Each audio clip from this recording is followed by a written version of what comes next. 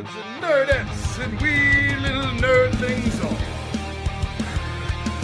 It's your buddy Big John and G, the Two Gun Fix-It presents Legendary Gaming.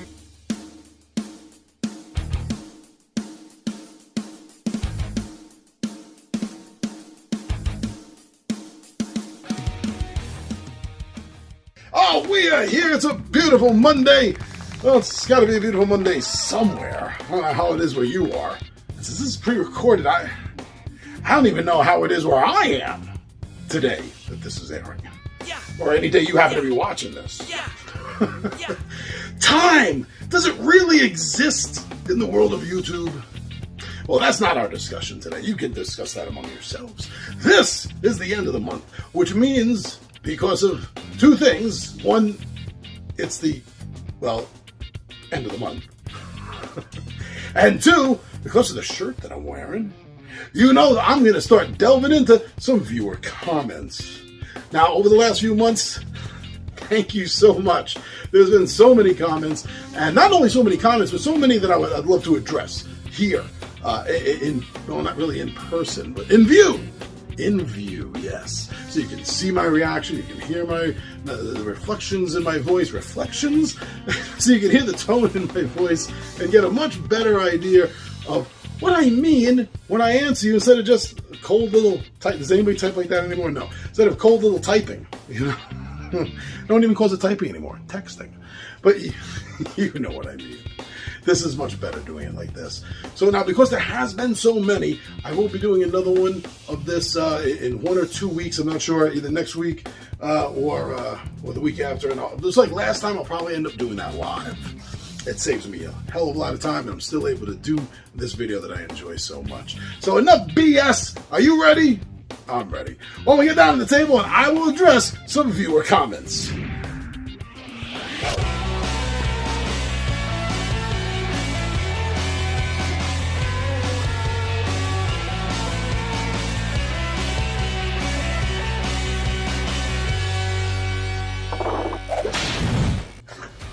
All right, so going all the way back to viewer comments part 2 last month, I have a comment from Midday Monologue Monday, of course.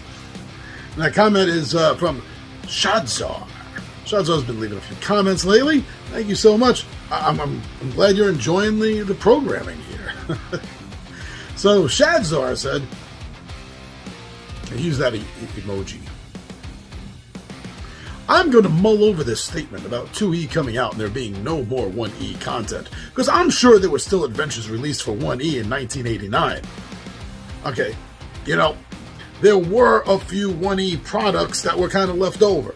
Things that were either still in the store that came out just before the changeover, or things that came right after the changeover that they still had in the warehouse. But if you really look at it, about a year afterwards, so you're talking about, 1990 forward? They weren't printing any more 1E material. They had no reason to. They were fully in support, really, of only 2E. So that's what I meant when I said there was no more 1E material. Yes, there was a few leftovers here and there, but pretty much after they got all that stuff out of the warehouse, that last batch of 1E stuff they printed up, that was therefore being sold at the same time 2E was being launched, because they want to make money off of it. They printed the stuff up, right? They're not going to just throw it away when they know nerds like me are still going to buy it, even though we're buying 2E as well, and then it was over. Yes, you could find 1E material like in Dungeon Magazine and Dragon Magazine that supported it. But as far as the actual, going out and buying a first edition module in 1992, no, unless you were buying something that was printed prior to 90, there was nothing to buy. There was nothing there. So I don't know what research you found, but that's exactly what I remember living through. And, as always, thank you so much for taking the time to watch the videos and leave a comment. If you found something different than me, let me know. Also, on that same thread, Oh, I moved that up a little much. So on that same thread, we have our friend Clean Sweep 38. So many comments all the time. Keep it up, buddy. Clean Sweep said, I think you and your friends and family would get a kick out of the long shot of the dice game. You can play 1 to 8 people and everyone is active on every turn. Thank you for leaving this comment in the thread, in this current thread as well. And, the funny thing is, you said long shot the dice game. You're going to get a laugh out of this. The first thing I thought of was the X-Men character Long Shot. And with so many Marvel games coming out in the market, I didn't think twice about it. It wouldn't have been odd for me to see a Long Shot game. Especially now with the mutants getting ready for their big appearance in the MCU, there's going to be a push towards mutants. But no, long shot is a term that is older than the comic book character's name, and that has to do with horse racing, right? Is that what I saw the game was about? Horse racing? A long shot? That does look very interesting. I took a quick look into it. I need to delve deeper into this game you're telling me about. But for a quick, what is this? Kind of search into it. Cool. Thank you for bringing it to the attention of us here. And thank you for always watching and commenting on the videos. Clean Sweep, it's wonderful to have you here with everyone else. So thank you very much. And we have another one here. Hold on. Let me glue this up a little much. Everything's too big. I'm not that blind. All right, so me and Anthony T-Bone were talking in this video about Laugh Olympics. When I was talking about games from the 80s, Gen X style stuff, he brought up Laugh Olympics. Now, Clean Sweep 38 went with this idea and ran with it a little bit. He said, what about using the villainous gaming system and add the Laugh Olympics theme to it? That's not a bad idea. That might be a workable theme for a publisher, actually. But I think there's a few different ideas that we could go with this. But then again, with every board game based on an IP, on a franchise or something, there's always so many different various routes you can go with it. Like maybe it could be a dice chucking game. I really hate to say this, a dice collection game. I do hate to say that because I hate dice collection games. I hate card collection games, not living card games, but Magic kind of games, Pokemon kind of games where you have to chase down rare cards through packs, losing so much damn money. And they do that with dice sometimes too, and I really hate that. But a dice system maybe, where different sets of dice represent different teams and the different characters or tunes that are on those teams. See, there's just so many different ways that we could go for this. But yeah, I'm glad that it caused you enough thought on this idea. So there must have been something about it you enjoyed. But yeah, it would be great, right? So we have we have the other one, the Wacky Races. Wow, I almost drew a blank on that. That was embarrassing. Oh, we have the Wacky Races. So yeah, why not a Laugh Olympics game? Come on, someone, Prospero Hall. Why don't you give us a Laugh Olympics game? Okay, so those were the comments. 3 of the comments for the Midday Monologue viewer comments part 2 from last month. That was cool. I got a few others here we can go over. So on my gaming radar, I did a gaming radar a few weeks back, and this one was on Horrified American Monsters, a game by Ravensburger. And this time, was it Ravensburger? See, I used to say Ravensburger, and then I heard some other people call it Ravensburger, which actually sounds kind of maniacal, doesn't it? Yes, welcome to Ravensburger. So I kind of like that better. Ravensburger's Laboratory.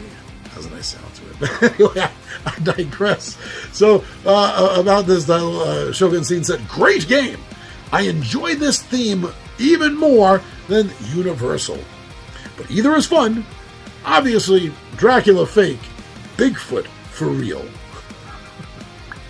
You know what I like to do? It both pisses my wife off, but also makes her laugh at the same time, is I pluralize Dracula. All the Draculas out there, they're going to get you.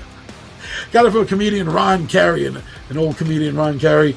If anyone out there in my age category remembers the Barney Miller Show, he played the police officer Levitt, the little guy who used to bring up the mail. He was a stand-up comedian. He's freaking hysterical.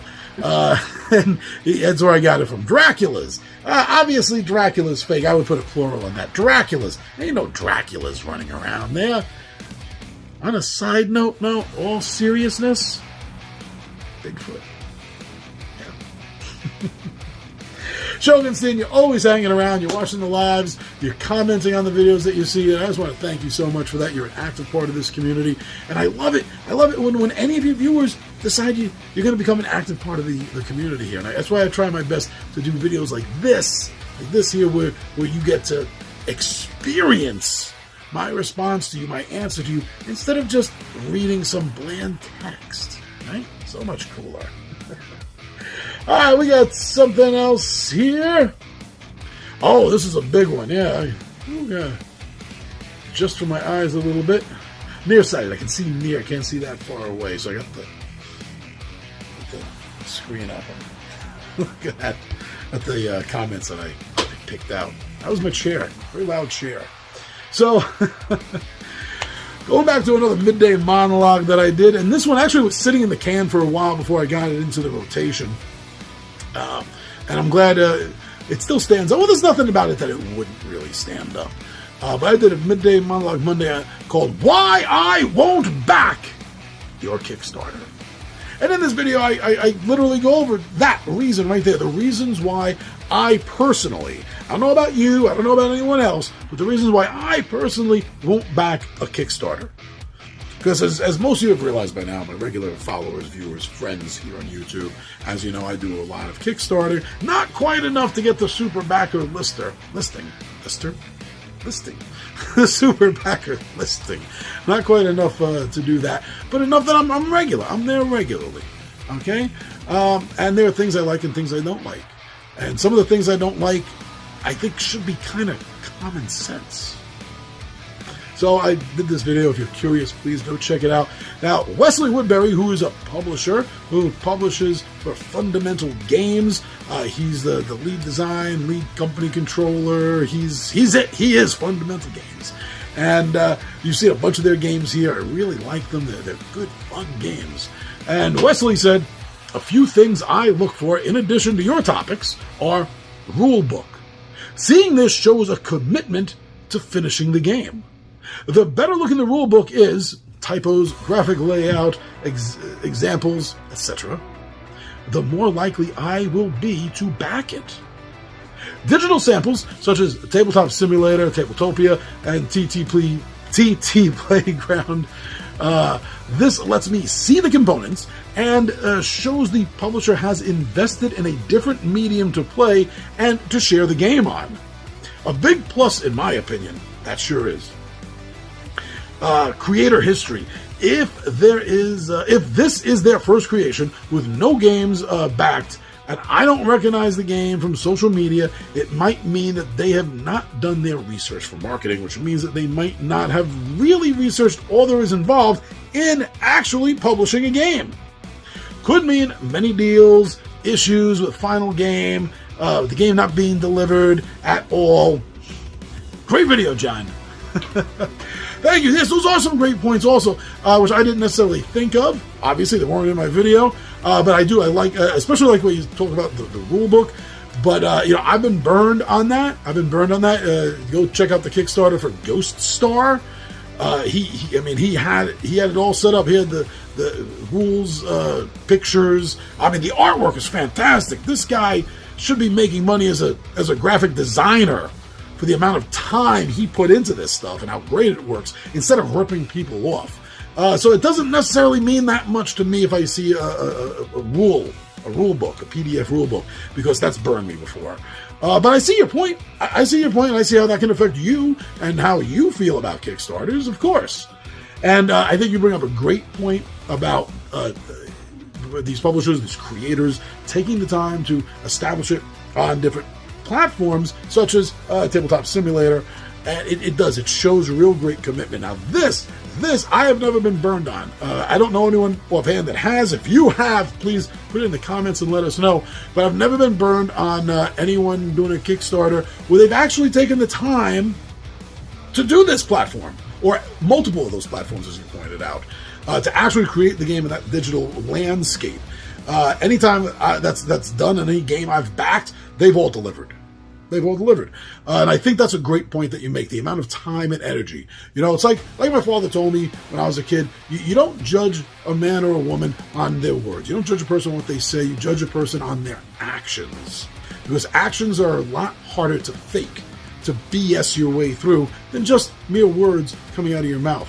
And that's the attitude I have for this. If you're going to take the time, the action to create this tabletop simulation of your game, then that's going to give me great confidence that it is, if it makes its Kickstarter funding goal, that it will deliver to me. I think that's probably actually the best point for me. I think that's the best point that you made. Is it on a digital platform? Wow. Thank you for sharing that with us, Wesley. That's anyone that watches anything about Kickstarter, or if you watch my video, if you're watching this video and you do Kickstarter, please remember that. That is a great way to find out how serious this creator is, or if they're just out there to rip you off. Yeah. Thank you very much, Wes. Always a pleasure seeing you hang around our comments section.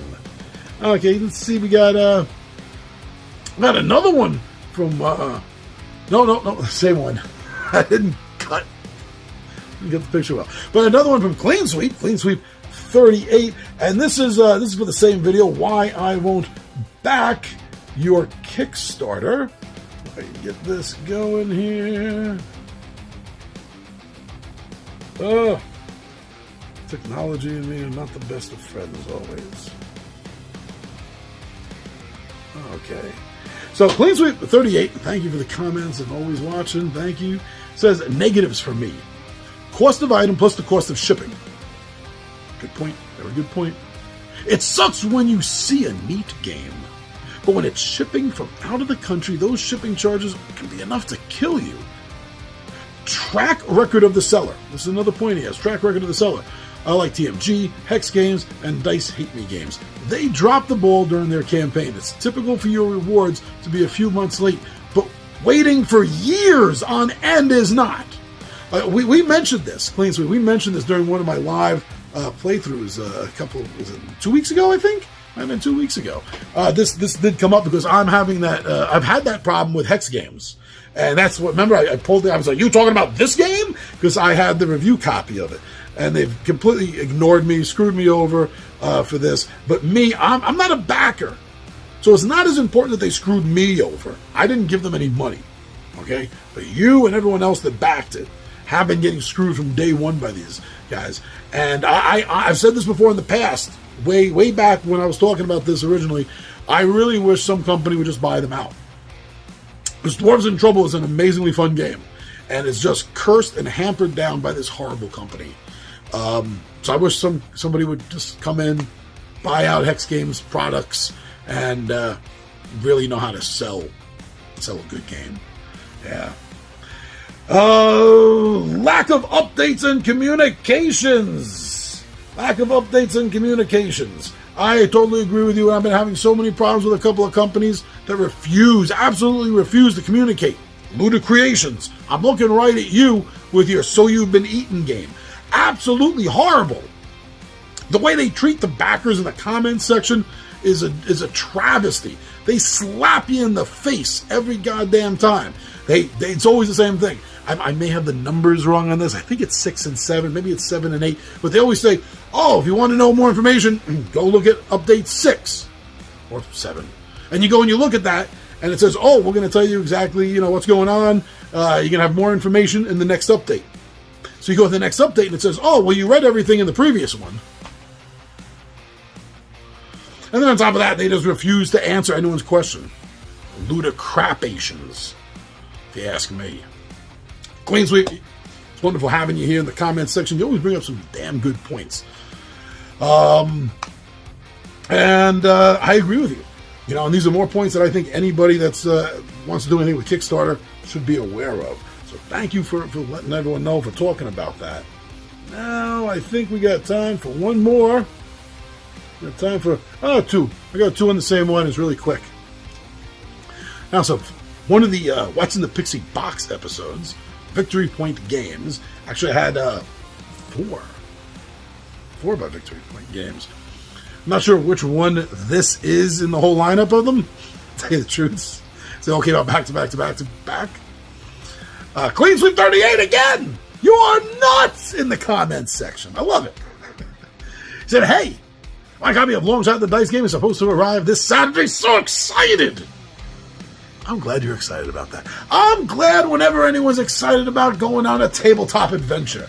It's one of the best things you can do, at least indoors. Maybe even outdoors. Depends on who you are. Like for me, best indoors or outdoors. Now, another one of our buddies, Shogunstein. Both you guys are always here. I love it. I love it. Shogunstein says, I've heard that this is one of the best solo games ever. Now, what he's talking about, Victory Point Games, this was Nemo's War. The second edition of Nemo's War with 3 of the expansions, or the only 3 expansions. I'm not sure if there's any more. I gotta look into that. No, I have not gotten a chance to get it to the table yet. I'm hoping within the next month or so. Time has never been my friend. I feel like Burgess Meredith in the Twilight Zone. Time enough. There's never time enough. You know the episode I'm talking about? Poor guy breaks his glasses at the end of the episode and you're supposed to feel sorry for him? No, I never felt sorry for him. You know why? Because he's the only person on the planet. He can go check out every goddamn eyeglass store in the city, and he'll eventually find a pair that he can read with. So that's why I never felt sorry for him. But me, I don't have enough time for everything. I've got to get this game to the table, not only because I've been wanting to play it, but it was a gift from my sister-in-law. And being a gift makes it even more important to me. So I got to get that to the table. But man, we got so much to do with Hero Quest. Return to Dark Tower should be here soon. So many hot new games that are out. And I try not to be part of this whole cult of the new. I try not to be. But I do get excited about these new titles. I honestly do. So I hope to get it to the table within the next month or two. So just bear with me. And this will be a great experience. It really will. So we're about 22 minutes into it or so. So I'm going to stop it right here. We got some more to do. They'll be either next week or the week after. One or the other, we'll see. But thank you so much for joining me, for leaving these comments. You know, I always want to do this personally with you. It's so much better. It's so much more fun. So much more personal. So thank you very much, everyone. I'm your buddy Big John and G for Two Gun Fixer presents Legendary Gaming, and I am out of here.